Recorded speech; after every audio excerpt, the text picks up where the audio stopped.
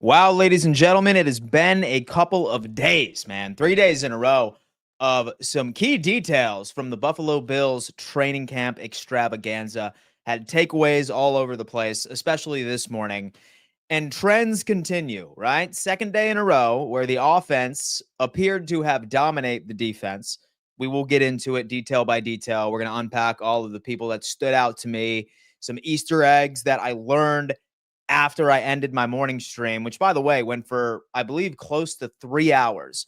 Damn, I can't believe some of y'all actually were there for the entire stream. It just goes to show you that everybody in here is absolutely obsessed with football, because who else is going to ride with me for 3 hours just letting you know updates on practice? Who is locked in on updates on practice? Us. You want to know why? Because Buffalo Bills football is right around the corner. If you are new here, guys, my name is Dan Mitchell. I am a Buffalo Bills YouTuber. I am an NFL content creator, whatever you want to title me. And I am typically live twice a day, Monday through Friday at 9 a.m. EST.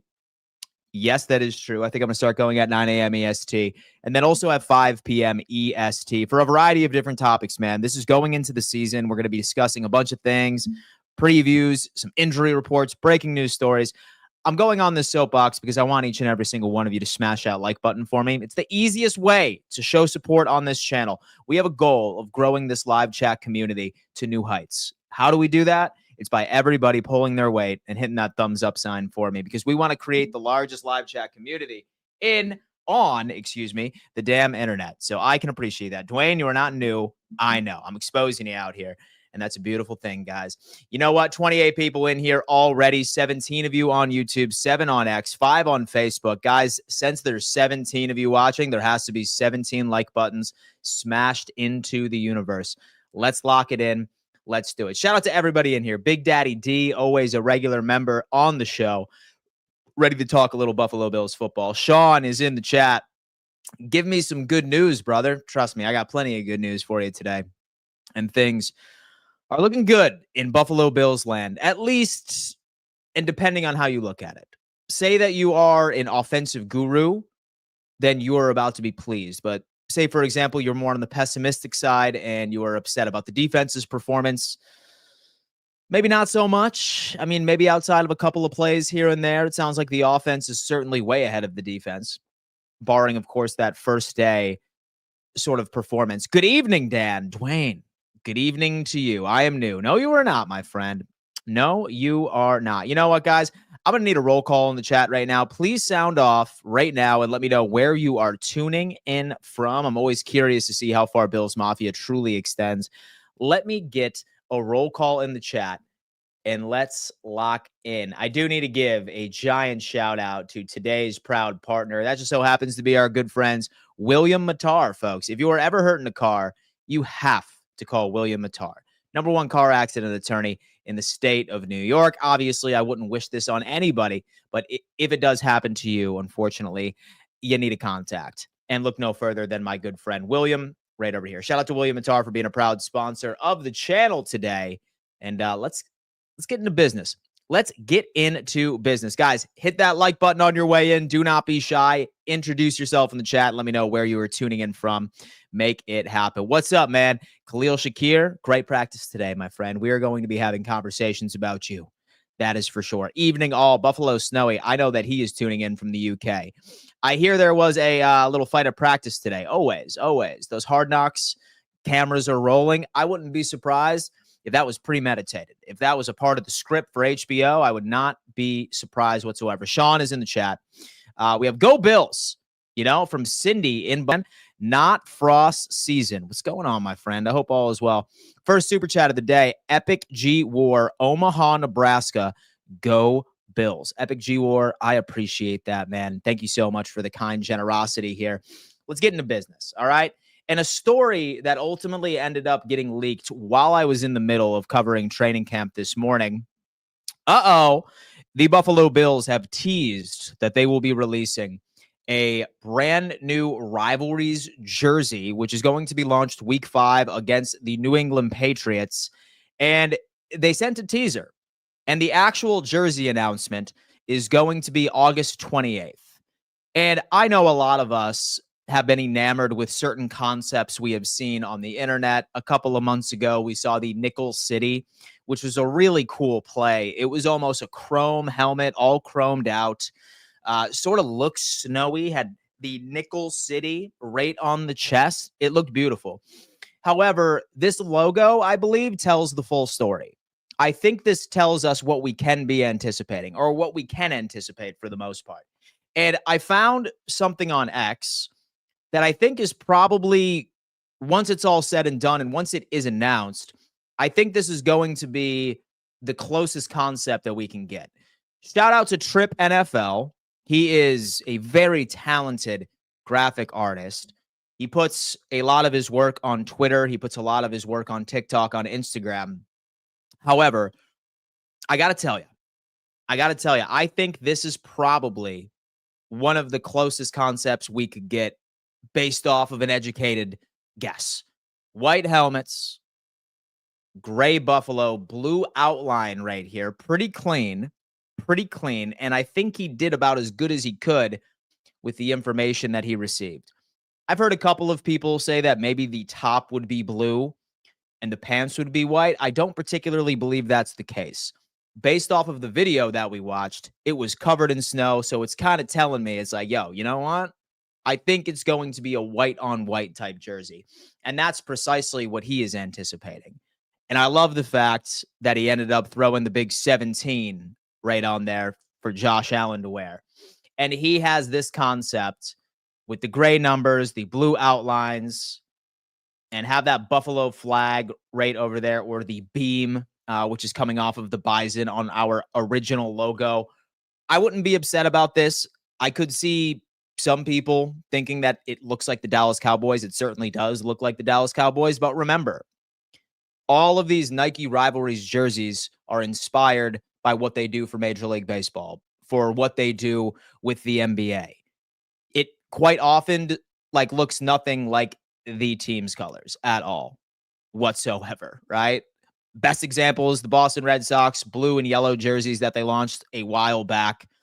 And so the city editions right within the NBA. I think this is something that we could all sort of prepare ourselves to see. I think that this is probably one of the closest concepts that we could see for sure.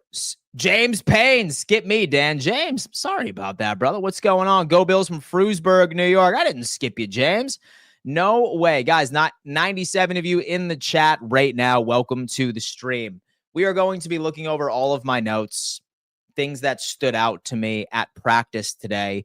And man, if you were excited to talk a little Buffalo Bills football on this Friday, do me a favor and hit that thumbs up sign. Again, we are trying to grow this live chat community and bring in more friends into the conversation. How we do that is if all of us pull our weight and we hit that thumbs up sign. If there are, like I'm saying, 57 of you watching on YouTube, there needs to be 57 like buttons smashed. No questions asked. All right, let's talk a little practice. Let's talk a little practice today, folks. And I got to tell you, the offense once again had an incredible day. From what I understand from the very beginning, 7-on-7s going into 11-on-11s, Josh Allen was absolutely dialed in.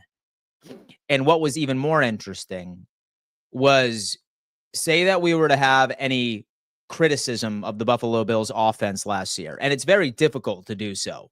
Very difficult, because we were number one in scoring, for the love of God. One problem and one thing that we struggled with was stretching the field, was moving the ball downfield, deep passes. Short and intermediate game, we lived there. We bought real estate, had our own zip code in those areas.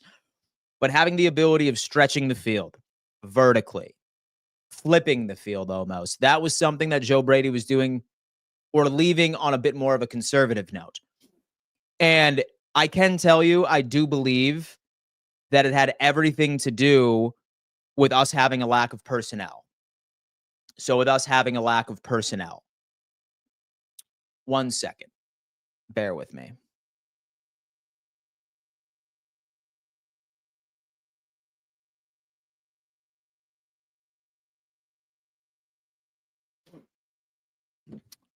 But now we enter in Joshua Palmer, and now we enter in Elijah Moore.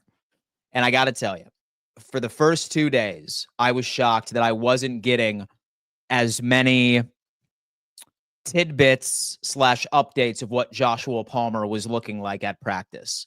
His name was not often brought up. But today, my friends, this guy was targeted by Josh Allen. What appeared to be, I'd say, somewhat close to like 7, 8 targets, especially at the beginning. Him and Josh Allen have been seen side by side all 3 days.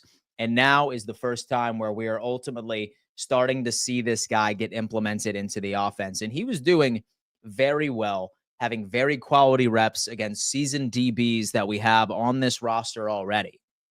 So that's just a start. And what made it even more interesting was Josh Palmer was seen on an interview. I want to say it was from Trainwreck Sports. And they asked him, what made you choose the Buffalo Bills to come? And he had an interesting answer to me. He said, quite frankly, I just wanted to go to a place where I was wanted, where somebody could actually see the value that I could bring to the table. And like, y'all know exactly how I feel about Josh Palmer. He's got upside. Like, dude can run routes. Like, dude can create separation. Dude has filled in for starters in the past while he was with the LA Chargers. But I think my question now becomes, can Josh Palmer actually transition that onto the box score? Because his statistics aren't there. Whether or not that's not his problem, he just didn't see the targets, whatever. I'm not mad at you. That's a valid take. But we have to see it play out on the field. So many times we have had or brought in a player that we had a lot of upside on. And we were like, oh my God, look at this upside. Almost guaranteeing that it was going to transition on the box score. I'll tell you what, I'm feeling pretty damn good. And so I'm ready to hop on this delusion train. I can tell you that much. But so far, Josh Palmer he's been doing pretty damn good. I can promise you that. Please, please all welcome Beth B, our newest mod. Beth is a mod. Well-deserved, Beth. Well-deserved, Beth. Folks, I got to tell you, listen, right now we have 56 people rocking with us in the live chat. It is imperative that each and every single one of you hit that thumbs up sign for us because I have a goal. I want to create the largest, happiest live chat family on the Buffalo Bills NFL internet. And how we can do that and how we can meet new friends each and every single day is quite simply just by telling YouTube that you like the style of stream / the style of show that I do on a weekly basis. Easiest way you can do that, just hit that thumbs up sign for me. If there is 57 of you watching on YouTube, there needs to be 57 like buttons hit. Let's put this up to about 200 people watching on this afternoon. All right, it's 5 p.m. EST. It's a bit earlier than when I typically stream, but I had to give you guys something today. I had to give you guys something. Palmer did not look on the same page day one, but today they were on lock. Pops Mafia, what is going on? Pops, I wonder if you were there. If you were there, I hope you enjoyed your day, and I hope you enjoyed your past couple of days. That's wildly exciting. We live in envy of you, Pops Mafia, but good, man. Listen, we saw what poor chemistry can do with duos when Josh Allen is involved. Last year, it was wildly discouraging that him and Dalton Kincaid fell off the same page. Same thing with Curtis Samuel. So I'm glad that QB1 is prioritizing getting familiar with Josh Palmer's game. Because like it or not, folks, there is a bunch of intricacies when it comes into establishing chemistry with the wide receiver. It's different. Each and every single wide receiver is different. And Josh needs to figure that out. How does he like the velocity of each pass?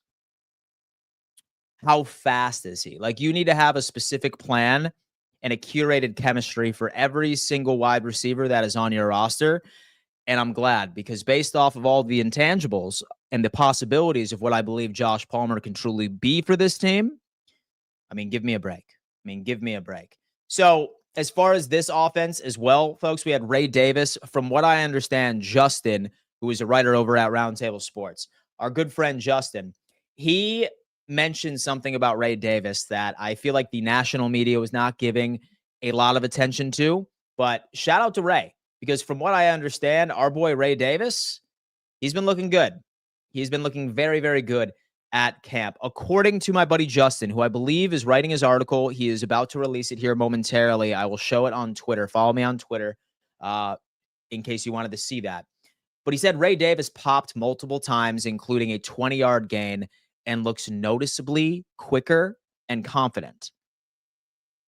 I need this guy to get more touches this year. I need to. I know that James Cook is the best running back we have on this roster, but how do we know Ray Davis is not better than what we saw last year? I don't think he had enough opportunities. I don't think Ray Davis was utilized enough, especially with what he does well out on the field. I think Ray Davis needs to be a red zone guy a hell of a lot more often, especially, say, for example, that the tush push was banned this year. I think Ray Davis would have been a key plan to this offense. Now that the tush push is installed, maybe not. I almost wish that Ray Davis would be the answer opposed to Josh Allen doing the tush push. He's strong enough. He's that north-south guy. He can make plays. He's got the vision. But I'm very encouraged. I'm very encouraged that that was the case. I really, really am. Shout out Ray Davis right there. Pops Mafia just came in. Congrats, Beth. Look at that. Go Bills. I have a lot of hope for our new wide receivers. As you should, dude. I mean, as you should. But again, I have been speaking to a couple of buddies, one of which was a Chargers fan who had nothing but great things to say about Joshua Palmer. And then Richie, who's a Jets fan, who still has hope for Elijah Moore, but still some things to look out for, right? Several times we see players ball out in camp. And also remember, as much as I would like to, as much as I would like to hop on the bandwagon for Elijah Moore, how many times have we seen this in the past where a specific player is balling out at camp and then once the season starts, it just doesn't make sense, right? I meant Mod. Lino, that's what I'm talking about. Thank you, Lino, for the channel support and grats. Lino with a $2 donation. That is my guy. Welcome, Beth. Hey, Dan. Where's my mod, fam? Dude, listen, man. Ask Dwayne on Discord. He is the arbiter of that. I leave all of those decisions to my current mods right now. That's what I do. Hit him up, man. And so you got my blessing. Just don't abuse it. Congrats, Beth. But again, it's up to Dwayne. Congrats, Beth. The newest mod stays in my door all year. Ray Davis was shooting videos for Hard Knocks after practice today. Like, dude, like he has an incredible story. So he has an incredible story from where he came up from, his overall upbringing and the whole nine. So that's encouraging. That's definitely encouraging. So Elijah Moore, man, buy in. Things are here. Dan Sai, when you are done with this show, you need to meet me on the Discord chat. Extremely important. Extremely. It better be extremely important. It better be. Your house, I said someone's house must be burning down, Dwayne. I'm just kidding. I will meet you. W Mods, baby. Beth B. I said this to DF earlier. Let the league name Moore and Palmer wide receiver number 1. We are wide receiver by committee. Unpredictability wins games. A wide receiver by committee is actually one of the best ways that we could describe our current wide receiver situation. But so back to business as far as camp, guys. Palmer, chemistry was established almost immediately, which is ideal. And then same thing with Elijah Moore. I have not been hearing anything but good things about Elijah Moore, and just attempting to predict exactly how he's going to be utilized in the short and the intermediate game. I think that we can all get very excited about that. I really do. So next up, what I would like to discuss. So with Keon Coleman, he had a better day today. He did drop a ball directly aimed toward his chest when he did create separation against Maxwell Hairston. Again, I think he was just shocked that he created separation against Maxwell Hairston, and that's half of the reason why he ended up dropping it in the first place. Had Dalton Kincaid had 2 explosive plays today, again with Josh Allen. surprisingly had the most receptions of the day, emerging as a reliable depth tight end target. I've seen a couple of people come up and talk about Zach Davidson. I refuse to adopt him as a camp sweetheart because I know he's only getting these reps because Dawson Knox is injured. Will he make the team? I don't know. Maybe there's a competition between him, Kincaid, and Jackson Hawes, more specifically Jackson Hawes. It's going to be 3. It's going to be 3 tight ends. And who's tight end 3? Maybe Zach Davidson has something to say about it. All right. So last standout that I wanted to discuss, I just ended up getting a text and I need to drop, but have no fear, folks. I have a bunch of pre-recorded videos that I will end up releasing a bit later this afternoon. But one guy I wanted to talk about, and one guy that doesn't get enough love on this channel, he is on the defensive side of the football. Guess who it is, chat? Who is the one player? Who is the one player on the defense that you are going to guess? I'm about to switch the screen right now, but who is the one player on this defense that we just do not give enough recognition to? Bingo. Taylor Rapp. Taylor Rapp had 3 interceptions today. Myself included, I have been spreading concern all offseason where I said that I didn't think that we had a quality coverage safety on this. We got Sean, man. He's an Oliver guy. Sean's an Oliver guy. I can tell you that. But I have been spreading this information all offseason. I said, I don't feel comfortable with the coverage capabilities with our current safety room. And Taylor Rapp continuously flies under the radar each and every single season, each and every single training camp. Last year, he led the Buffalo Bills with picks with 4. And that's something I feel like we do not acknowledge at all. And then today, he had 3 picks today. So maybe we're okay as far as coverage. I think the big thing with Taylor Rapp, he has never played a full season. So I'm fine if your complaints about Taylor Rapp are there, or for that reasoning alone. But Taylor Rapp's been a dog. He's been really, really good, man. And now it just raises the question on who is going to be his running mate. Because correct me if I'm wrong, but the only thing I heard from Cole Bishop today, let me double check my notes, was he got burned by somebody. He did. Yes. First play of the game, Cole Bishop ended up getting burned by Khalil Shakir, and Shakir took it 40 yards to the house. So take that with a grain of salt. But now every time I think of Cole Bishop, I think about him getting burned by Nico Collins last year against the Houston Texans on that Thursday night matchup. Was it Thursday night? Or maybe not. Maybe it was Sunday. Whatever it was.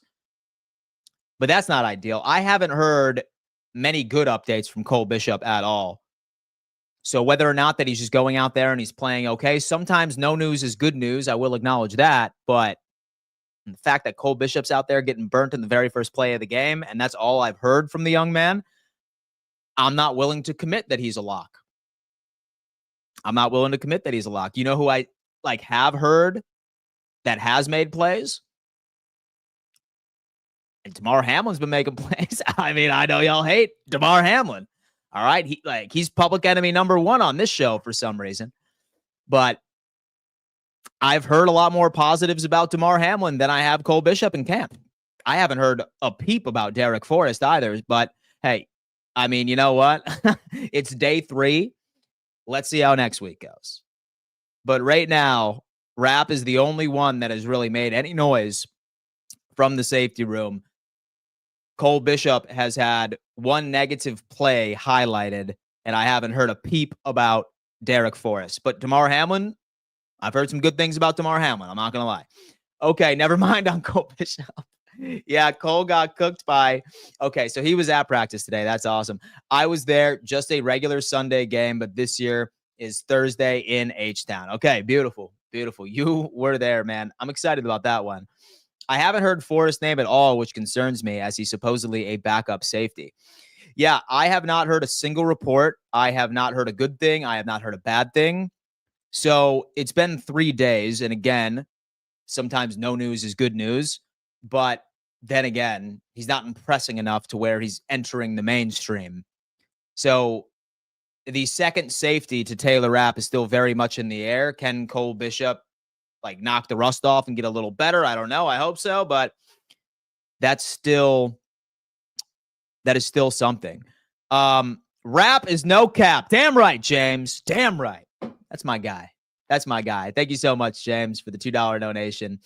You are the man. Guys, 99 of you watching me right now. I sincerely appreciate it. I know that I've been obscure with my streams as far as timing is concerned, but I do want to let everyone know that starting in August, or starting now, actually, I'm going to be live 9 a.m. EST for about 2 hours and some change. And then at 6 p.m. EST, Monday through Thursday, moving forward. Friday, I may not do a stream because I do like my weekends. I am starting to cover college football as well this year for Roundtable Sports, so I no longer have Saturdays available to chill. So I think I'm probably going to be giving myself half a day Friday each and every single week where I just vibe. So I'll probably stream from like 9 a.m. to 11 a.m. EST each and every like single morning. And then on Friday, I'm just going to screw off, I think, at 11. And y'all will see me again on Saturday, I suppose. I don't know. But that's my thought. Trey White, Christian Benford, and Max Hairston all look good at corner so far. You are damn right on that. 54 likes. Let's do better. Beth B, let me tell you what, guys. 100-something of you are currently watching, or at least you were. 99 of you at one point. Guys, hit that thumbs up sign. Hit that thumbs up sign as you come in. I know that you can get it done. No question. Dan, bro, don't spread yourself too thin, and you know what I mean by that. Yeah, dude, I totally understand that. It's not all that bad. I'm just a workaholic. I love to work. I'm super competitive. I compete with myself. So I'm good. And plus, I had all off season to chill. It's time to lock in. Football season is here. All right, guys. That's going to have to do it for today's stream. Keep in mind that I'll probably end up dropping a couple of clips from previous streams tomorrow for you guys to enjoy. And the hotline will be back starting on Sunday when I live react over here. The Garage Beer Hotline. Have no fear there. Thank you so much for tuning in. I love each and every single one of you. I need to go run a couple of errands. It's Friday night. And go Bills. See you soon. Peace.